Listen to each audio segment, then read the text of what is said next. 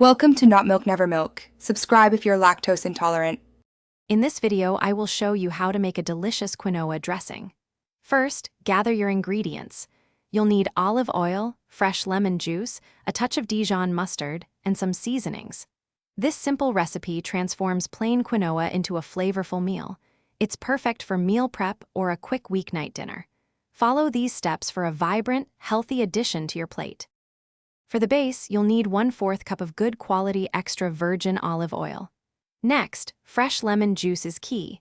Aim for 2 tablespoons. A small amount of Dijon mustard, about 1 teaspoon, adds a lovely tang and helps emulsify the dressing. Don't forget a pinch of salt and freshly ground black pepper to taste. These simple components create a balanced and bright flavor profile. Combine the olive oil, lemon juice, Dijon mustard, salt, and pepper in a small bowl.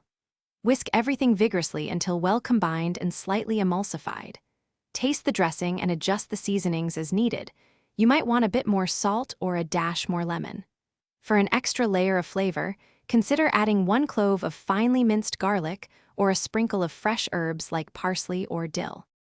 Once your dressing is mixed, it's ready to elevate your quinoa.